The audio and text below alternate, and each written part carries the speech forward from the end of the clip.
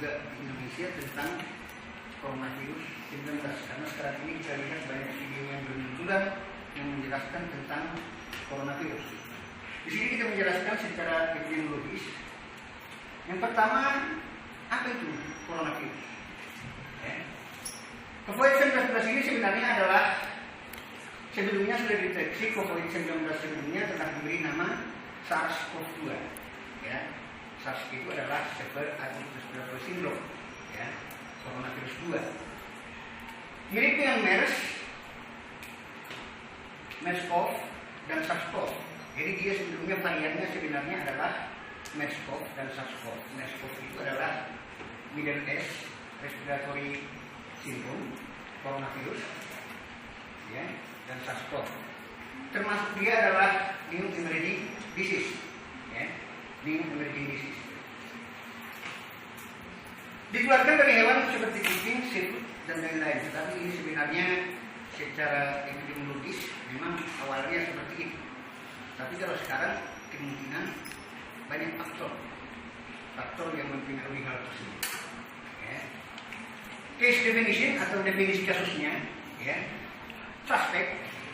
Ya, suspek itu adalah individu, ya, yang terduga coronavirus.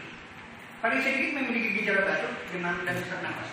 Jadi 3 itu harus ditulis sebagai kasus suspek. Ya. Yang kedua, probable case, hasil pemeriksaan laboratorium positif coronavirus. Jadi probable ini adalah hasil pemeriksaan laboratorium, ya, apakah itu di rumah sakit, tetapi masih dilakukan sekali. Ya. Dan yang ketiga, confirm case, seseorang yang telah dikonfirmasi tes laboratorium dengan gejala suspek. Ya. Artinya sudah dikonfirmasi 1-3 kali pemeriksaan dan memiliki gejala seperti gejala suspek tadi, yaitu batuk, demam, dan sesak nafas. Prevalensi kasus kita lihat ini, ya. Cina sampai sekarang itu sebanyak 80.711 kasus, ya. Sedikitnya diikuti Korea Selatan, Italia 3.858, Iran 3.513, Indonesia 4 kasus. Sampai saat ini prevalensi kasus itu sebanyak 98.192. Dan yang meninggal secara keseluruhan adalah 3.380, dan yang paling tinggi itu terdapat di China. Ya, transmisi atau penularan kebanyakan adalah lokal. Ya. Case fatality rate-nya CFR sama dengan 3,44. Artinya bahwa tiap-tiap 100 kasus itu coronavirus hanya menyebabkan kematian sebanyak 3,44 orang, atau bisa kita katakan sebanyak 3 orang kalau kita gunakan secara statistik. Artinya apa? Virulensi atau tingkat keganasan penyakit ini sebenarnya masih tergolong sangat rendah. Nah, di sini kita lihat perbandingan antara MERS-CoV, CFR-nya itu adalah 34,4%. Artinya apa? Virulensi atau keganasan dari virus MERS-CoV itu jauh lebih tinggi dibandingkan dengan itu tadi, COVID-19. Ya. Kemudian SARS kita lihat 9,6%. Ya, masih tetap lebih tinggi dibandingkan dengan COVID-19. Ya. Dan di sini COVID-19 itu hanya 3,4%. Ya, seperti dijelaskan 3,4%. Ya. Artinya di sini adalah kalau kita lihat misalnya jumlah kasus MERS 2.494, SARS 8.098, namun COVID ini di sini sudah mencapai dia tadi 98.192. Ya, jumlah kasusnya lebih banyak, tetapi tingkat keganasan dari penyakit itu lebih rendah. Ya. Ini COVID di Wuhan kita lihat, ya. Ini adalah akibat dari wabah. Ya, kadang-kadang memang wabah ini bisa melebihi dari sebuah perang. Ya. Kota Wuhan yang berpenduduk 11 juta orang menjadi sunyi. Nah, kita lihat foto yang di sini, ya, menjadi sunyi. Gambar yang kedua kita lihat bagaimana sebenarnya petugas melakukan sterilisasi baik terhadap orang, lingkungan dan sekitarnya. Ya, di sini. Ya, ini adalah seperti yang kita katakan, wabah penyakit itu memang bisa menyebabkan malapetaka. malapetaka ini tidak hanya menyebabkan kerugian kematian individu, tetapi juga menyebabkan kerugian ekonomi yang sangat besar. Di sini kita lihat bagaimana pasien itu dirawat, ya. Cina itu termasuk negara maju, ya, yang bisa, ya, kemungkinan menampung semua perawatan bagi mereka yang sakit, ya. Tetapi apabila kita lihat kasus ini memang akan menunjukkan suatu nuansa yang mengerikan, nuansa rasa takut yang cukup besar, ya. Meskipun sebenarnya seperti yang kita katakan tadi bahwa CFR atau case fatality rate-nya dari COVID-19 ini hanya mencapai 3,4%. Ya. COVID-19 di Indonesia ini juga menyebabkan berbagai spekulasi pada masyarakat, ya. Munculnya rasa takut akan terjadi seperti di Wuhan itu, ya, atau di daerah Cina, sehingga ini menyebabkan harga masker naik dan langka, ya. Di sini ada politisasi, harga maskernya naik, terjadi penimbunan masker, ya. Di Indonesia sebenarnya sudah ada Undang-Undang Wabah Nomor 4 Tahun 1984, ya. Undang-undang ini sebenarnya bisa diterapkan dalam kondisi wabah, ya, di mana sebenarnya undang-undang ini sudah mengatur bagaimana mulai dari misalnya tadi deteksi kasus sampai kepada penanggulangan, ya. Dalam kondisi seperti sekarang harga masker seharusnya dapat dikendalikan oleh pemerintah, karena kalau dalam undang-undang wabah ini kalau sudah wabah kan yang mempunyai otoritas adalah pemerintah pusat, bukan pemerintah daerah. Jadi oleh karena itu seharusnya jangan masker yang jadi dipermasalahkan, seharusnya seperti ini. Kalau ini kan mudah sebenarnya diatasi, ini hanya masalah kebijakan. Kalau pemerintah mengatakan memproduksi dan mendistribusikan, ya tentu dapat dikendalikan. Ini sebenarnya tadi karena adanya rasa takut itu tadi terhadap penyebaran virus corona. Yang kedua, media tidak berimbang dalam pemberitaan, ya. Kita lihat misalnya media itu selalu menonjolkan bagaimana kronologi kasus. Bahkan sampai ada yang protes identitas kasus pun disebarluaskan, padahal itu secara kedokteran kan tidak bisa. Ya, bagaimana mengangkut kasus dari rumahnya ke rumah sakit, bagaimana perawatan di rumah sakit, bagaimana rumah terus diawasi. Nah, media terlalu fokus ke situ. Ya, sementara edukasi terhadap masyarakat tidak dilakukan. Ya, edukasi itu misalnya apa yang harus dilakukan jika terjadi, misalnya tadi sudah ditemukan satu misalnya tadi kasus COVID-19 ini, ya. Nah, bagaimana mengedukasi mereka, ya, informasi apa yang diberikan, nah seperti itu, sehingga jangan melulu media itu hanya memberitakan bagaimana dramatisnya kasus itu, ya. Bahkan ada media televisi yang juga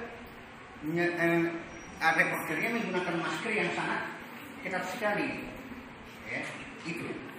Sementara edukasinya sama sekali sangat sedikit kita lihat itu di media, terutama di media televisi. Akibatnya apa? Ini menimbulkan rasa takut dan panik pada masyarakat, ya. Ini menimbulkan rasa takut yang cukup besar terhadap masyarakat itu, sehingga itu tadi terjadi penimbunan makanan, terjadi penimbunan masker dan lain sebagainya. Bagaimana pencegahan terhadap individu? Ya, pencegahan terhadap individu. Salah satunya adalah meningkatkan daya tahan tubuh, karena ini adalah virus. Virus itu salah satu upaya yang harus dilakukan adalah bagaimana cara kita untuk meningkatkan daya tahan tubuh kita. Karena semakin meningkat daya tahan tubuh, maka akan semakin rendah. Ya, itu. Ini terbukti dari mana?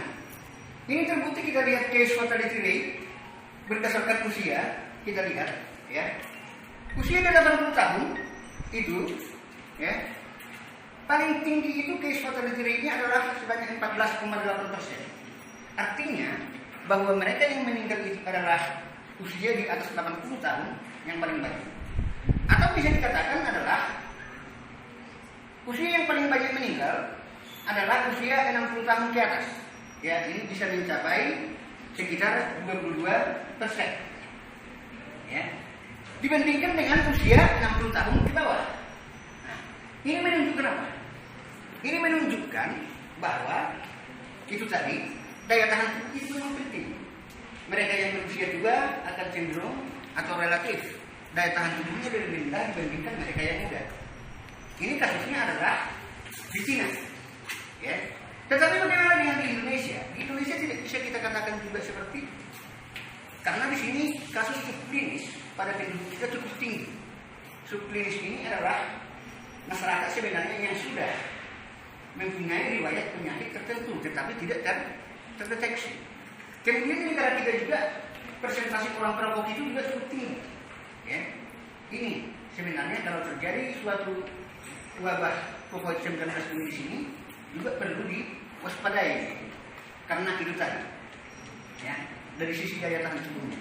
Yang kedua adalah menggunakan mencuci tangan menggunakan sabun. Kenapa perlu menggunakan sabun atau kenapa mencuci tangan?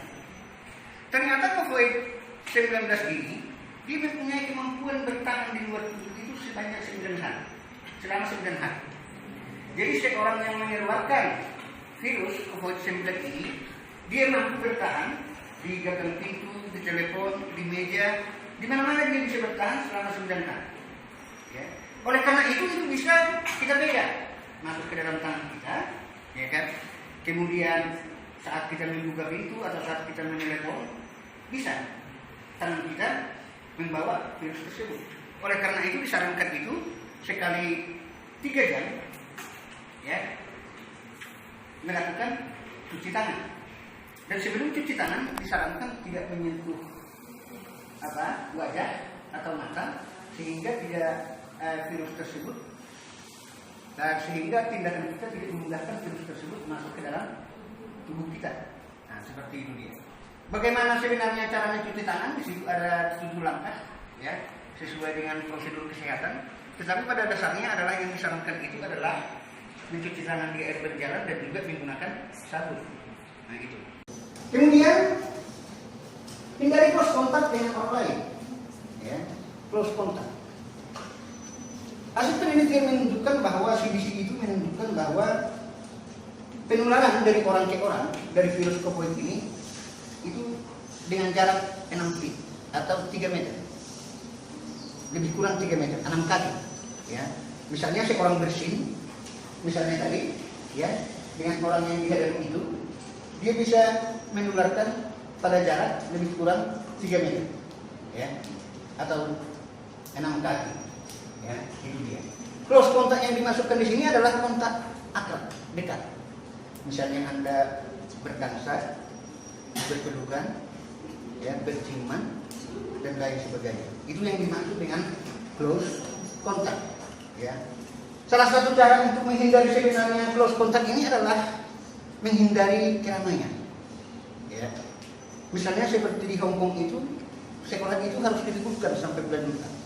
Karena sekolah itu adalah suatu aktivitas keramaian di sini, ya, untuk menghindari close kontak ini.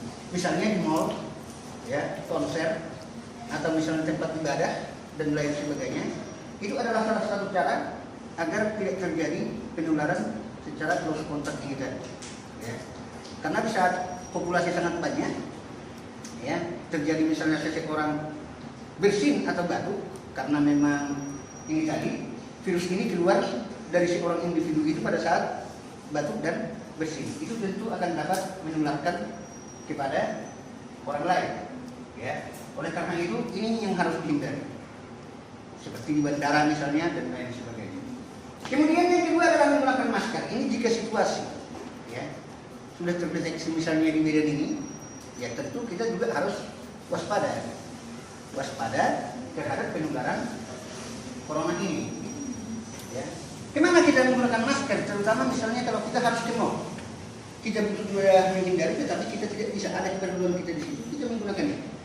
Mall itu kan salah satunya suhu rendah. Dia pakai AC, sama seperti kantor-kantor misalnya juga pakai AC, tidak tahu suhu dingin mempengaruhi kejadian virus corona ini, ya. Di bandara misalnya, karena bandara ini adalah tempat masuk keluar orang, baik itu dari luar negeri, dari pulau lain, ya, itu penting atau diberlakukan misalnya. Ya, itu sangat penting digunakan karena banyak di situ populasi yang keluar masuk. Ya, tempat ibadah dan juga rumah sakit. Ya, jika Anda misalnya ke rumah sakit, ya, disarankan menggunakan masker. Gitu. Kenapa? Bisa saja orang yang masuk ke rumah sakit itu ada memang yang terinfeksi virus ini. Ya. Jika sudah ada di sini misalnya salah satu adalah kasus dari corona ini, tetapi jika belum ada tentu hanya untuk mewaspadai, bukan untuk membuat suasana menjadi sangat tegang, bukan. Ini adalah peta COVID, ya, di seluruh dunia. Ya. Jika Anda perhatikan, misalnya ini adalah kasus yang paling tinggi dari sekitar 80 kasus ke atas, ini nomor 2. Sekitar 40 sampai 80, ini sekitar 20 sampai 30, 11 sampai 20, 1 sampai 2 kasus. Indonesia masih tercatat di 1 sampai 2 kasus. Ya. Sekarang ini 3 sampai 10 kasus karena sudah ada 4 kasus yang ada di Indonesia. Ya. Indonesia berada di negara khatulistiwa. Ya, berada di negara khatulistiwa. Ya. Dibandingkan misalnya Wuhan, Cina, Iran, Eropa, ya, Italia dan lain sebagainya. Anda perhatikan di sini, ya, bahwa kasus COVID itu lebih banyak berada di daerah sini dan di daerah sini. Kalau Anda melihat misalnya suhu di Google itu pada malam hari, mereka itu akan berada di suhu 5 sampai 15 derajat Celcius. Ya, ini dulu seperti itu. Anda misalnya di suhu di Wuhan itu berapa pada malam hari, di atas 11. Rata-rata di sini. Di Iran itu 7. Di sini juga seperti itu. Ya, demikian juga di sini. Sekarang Anda lihat di sekitar khatulistiwa. Ya, di sekitar khatulistiwa jumlah COVID ini sangat rendah.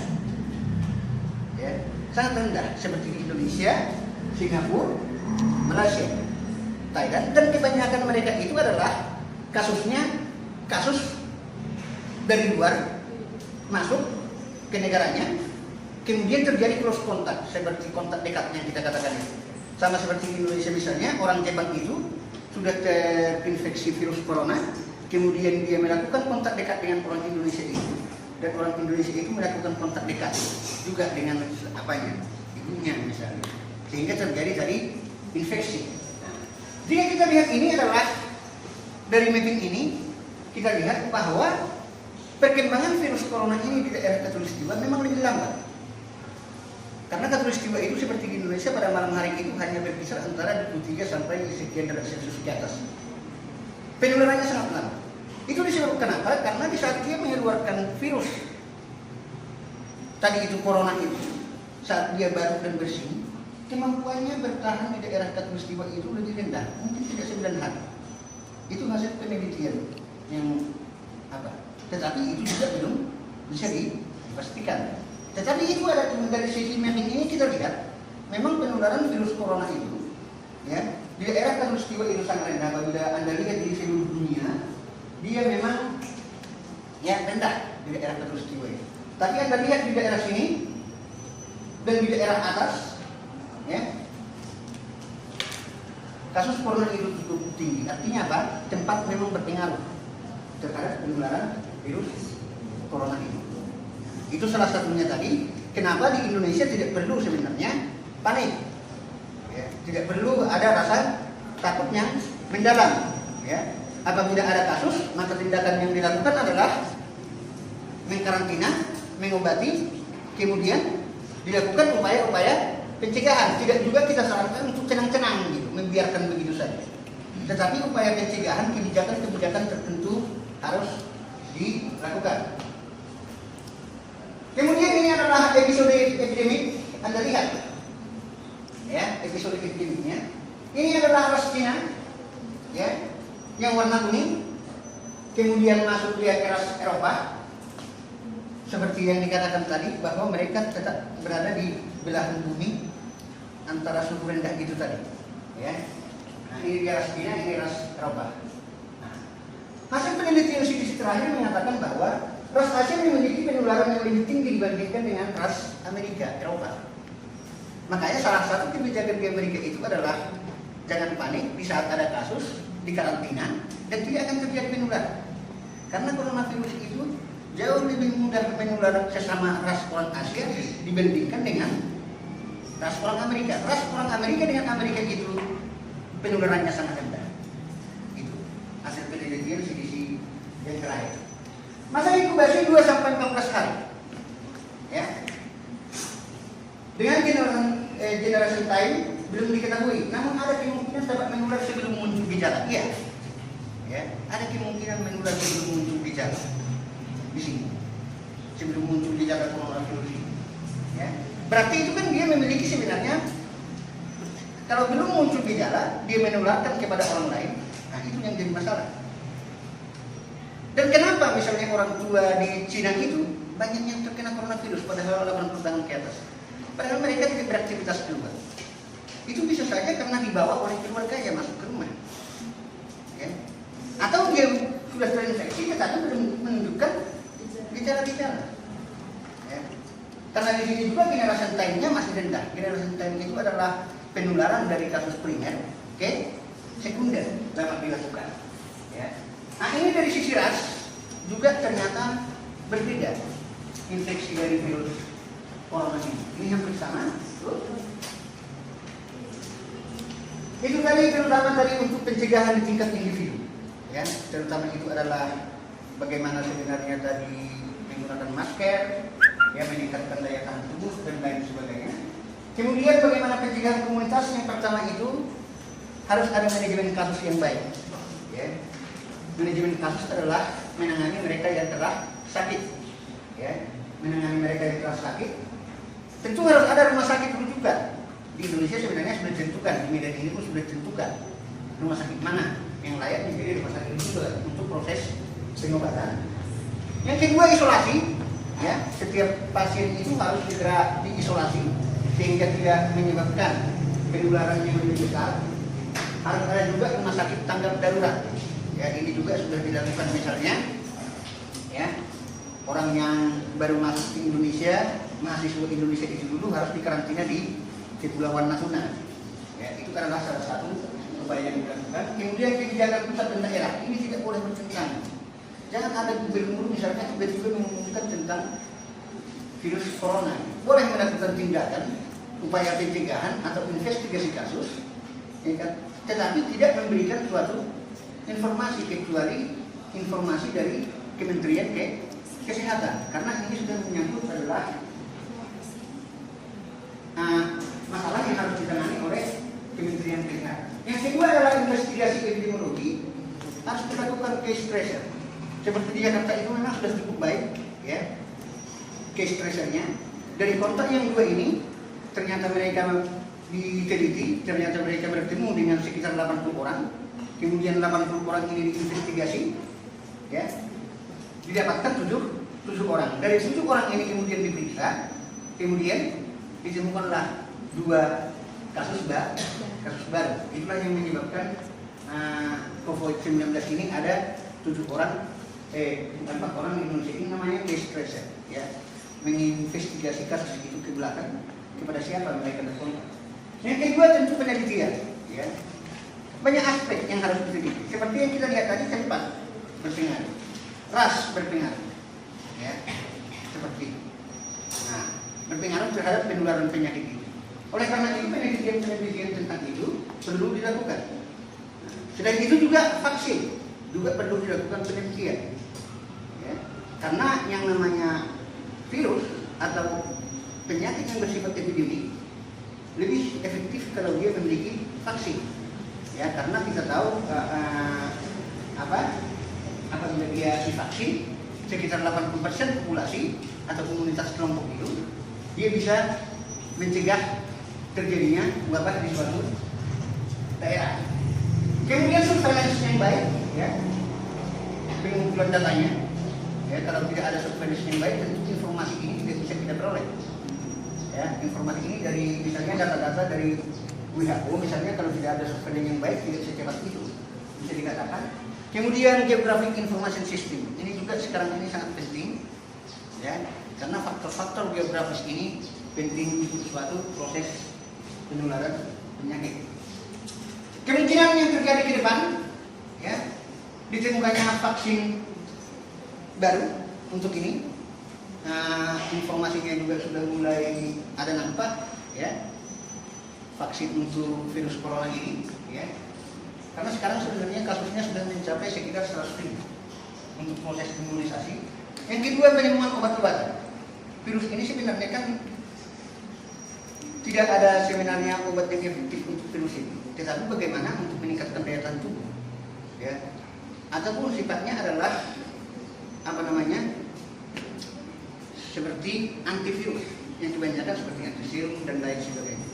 Itu yang perlu dilakukan. Kemudian pola siklus epidemiologi, kita tahu selalu ada pola. SARS, kalau kita lihat misalnya 2004, Maret 2012, COVID 2019, ya, ada selalu pola itu, ya. Pola penyakit itu memang secara epidemiologi selalu ada. Mungkin ke depan juga kita harus mengantisipasi, ya, ada pola-pola tertentu yang akan terjadi, terutama bagi penyakit-penyakit new emerging disease. New emerging disease ini adalah penyakit yang disebabkan karena terjadinya mutasi di antara virus tersebut, sehingga menyebabkan munculnya virus baru, sehingga dia tidak susah untuk dikendalikan. Itu dia emerging disease, ya, itu emerging disease. Kalau dia tetap seperti SARS apa, tentu sudah ada penanggulangan untuk itu, karena sudah pernah terjadi, ya. Seperti H5N1 misalnya sudah ada metode penanggulangan untuk itu. Tetapi mutasi ini tentu dia berbeda, pola infeksinya, pola penyebarannya, ya, pola misalnya tadi penularannya itu berbeda-beda, sehingga akan tetap menyulitkan. Oleh karena itu sebenarnya kalau kita lihat siklus itu, ya, penting untuk memahami pola-pola ini akan terjadi di masa yang akan datang dengan new emerging disease yang baru.